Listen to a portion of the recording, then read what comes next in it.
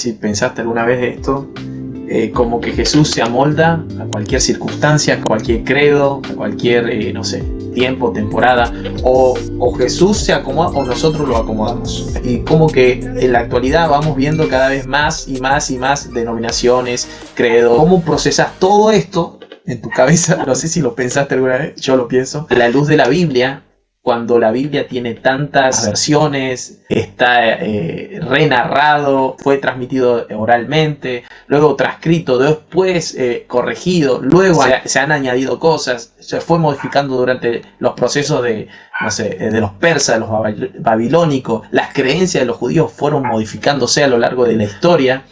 ¿Cómo vas procesando todo esto en tu diario vivir? ¿Cómo lo discutías la Biblia? ¿Cómo lo ves vos? Estás hablando con alguien que nació en una iglesia pentecostal, que ha leído a luteranos, a metodistas, a anglicanos, a menonitas, a católicos. Mi Biblia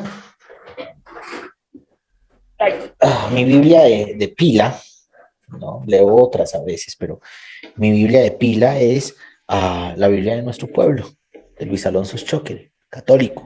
La diversidad está bien, la diversidad es buena, no es mala. La diversidad es buena. El problema surge cuando mi denominación es la buena y la tuya la mala, ¿no? El problema surge cuando quienes sí son iglesia somos nosotros y quienes no son iglesia son ustedes.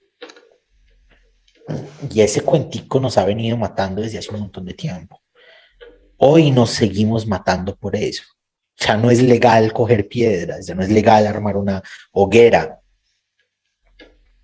Pero lo que hacemos en las redes sociales es cancelarnos, bloquearnos.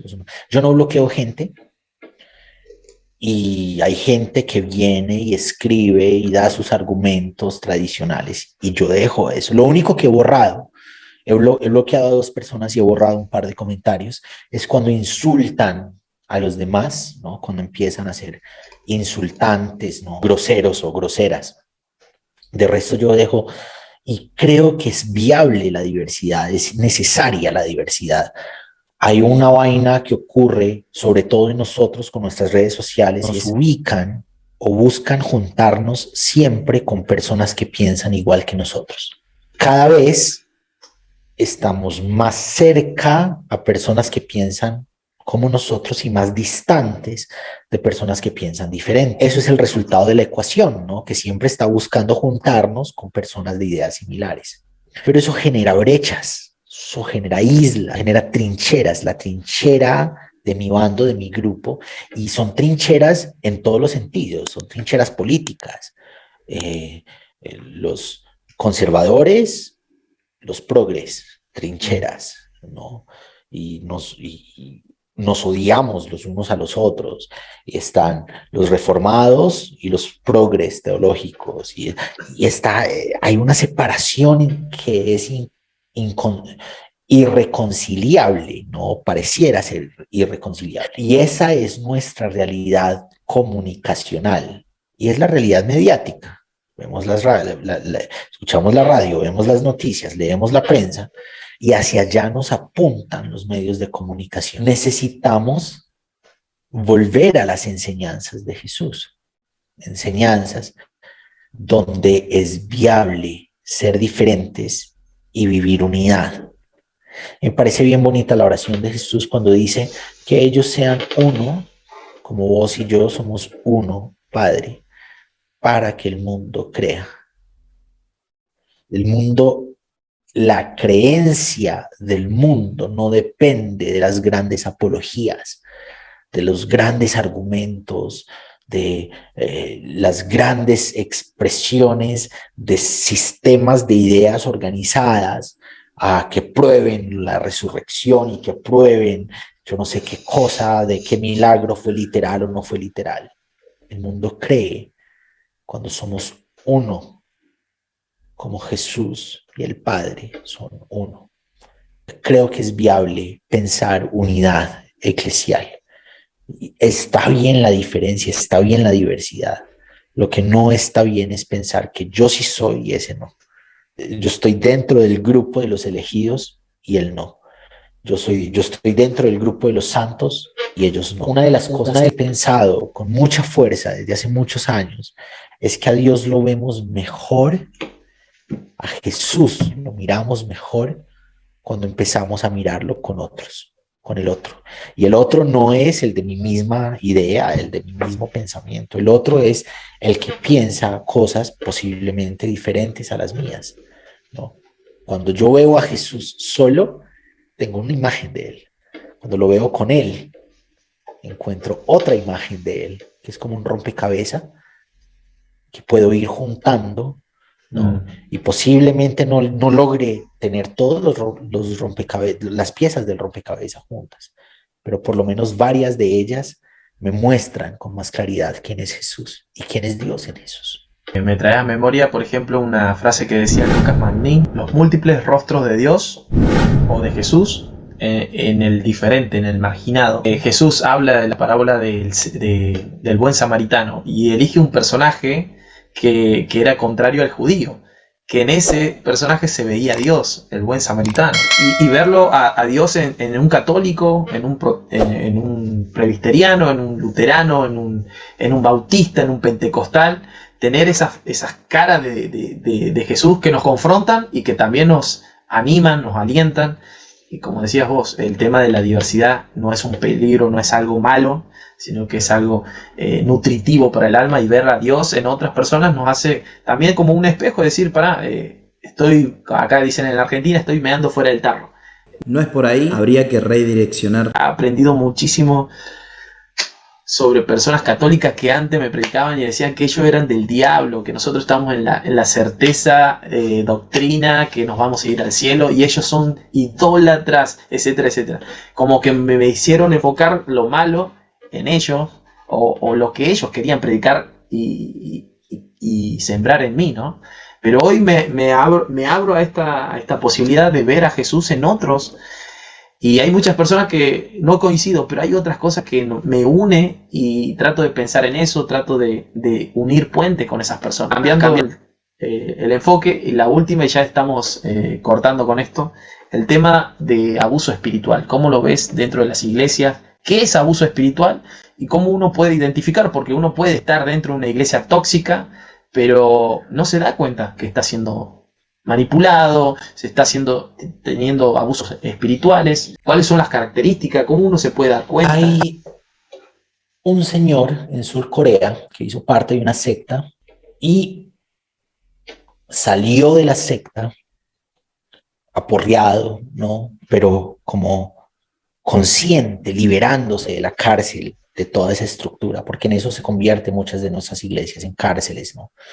Cárceles de la mente, cárceles de las emociones, cárceles del pensamiento, de las acciones. Y después de haber salido de toda esa estructura sectaria, estudió filosofía y escribió un libro, hizo un análisis de todo lo que vivió dentro de la secta, nombrando 4 grandes ideas que marcan el abuso espiritual, ¿no? El abuso hacia las personas, la coerción, la cohesión que se ejerce desde marcos de poder eclesial sobre las personas.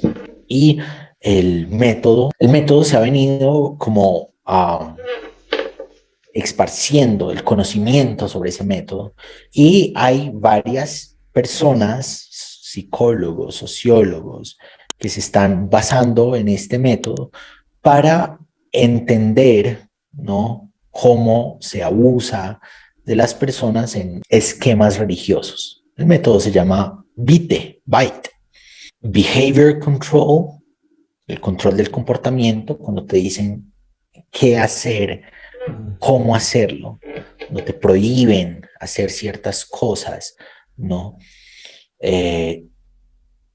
Information Control, cuando te prohíben libros, prensa, cuando te prohíben escuchar a tales o cuales ideas, a tales o cuales predicadores, cuando te dicen esto no te debes acercar a esta información. Thought Control, el control del pensamiento, cuando te dicen qué debes creer, cómo debes creerlo, y emotion control, el control de las emociones, cuando te dicen qué sentir, cómo sentirlo. Las primeras dos es la forma en que la estructura quiere entrar a vos como ser. Las segundas dos es como vos interiorizás esa intención estructural y se hace parte de vos, ¿no? Entonces ellos ejercen control del comportamiento y control de la información, y eso por consecuencia genera que tengan el control de tus pensamientos y de tus emociones. Esto tiene que ver también con la otra persona que tiene un espíritu débil, como se dicen, o no tiene una identidad marcada, que también necesita de un líder. Socialmente somos personas con una psicología débil. Nuestras experiencias sociales nos llevan a necesitar personas que nos den indicaciones. Lamentablemente, los líderes espirituales lo que han hecho es control del control del comportamiento, control de la información, control del pensamiento, control de las emociones, ¿no? Y nos hemos inmiscuido en esa realidad de control, ¿no? Y somos una realidad piramidal. Arriba hay unas personas que son más cercas a Dios, los pastores, los apóstoles, los profetas, y ellos son los que determinan qué debemos pensar, cómo debemos comportarnos, a qué información debemos acceder, cómo debemos sentirnos frente a lo que ocurre. Están manejando tus emociones, están enmarcando que no puedes estar triste, ¿no? Eso es un buen método. Invitaría a la gente a que lo busque, a que estudie, y nos vamos a dar cuenta que un porcentaje muy grande de nuestras iglesias cristianas ocurren dentro de esa lógica de control, ¿cierto? Y eso es triste. Hay un movimiento acá en Argentina que está luchando para que se haga ley. Se votó media sanción de esta ley, que es una ley coercitiva. Y a raíz de qué, de el que está peleando, el que está llegando con abogados, yendo a Congreso, a senadores, el chico el que está haciendo este movimiento, su mamá murió de una enfermedad porque le dijo el pastor que ella por fe se iba a sanar. Y a raíz de esta situación, él despierta y empieza a investigar todo esto, lo que vos estás diciendo, los líderes, el control mental, el control de las emociones, etcétera, etcétera. Y hay un montón de cosas, pero pequeñas, mínimas, sutiles, que eso uno lo está mamando, lo está absorbiendo, y quieras o no, después terminas accediendo a lo que dice el líder. Y lo que dice el líder es la verdad absoluta. Amigo Nat, ya está tarde, ya me debo ir. Dale, viejo. Che, un gustazo conocerte. Ojalá un día Dios me permita la providencia de conocerte personalmente, charlar. Bueno, con Abner lo mismo. Te admiro, no sé, es un privilegio, chabón. No sé cómo decírtelo. Muchas gracias. Muchas gracias. Esta charla, un privilegio. Gracias por todo. Nos estamos viendo. Gracias a vos. Gracias a vos, gigante. Mucha alegría para vos. Mil gracias por esta invitación.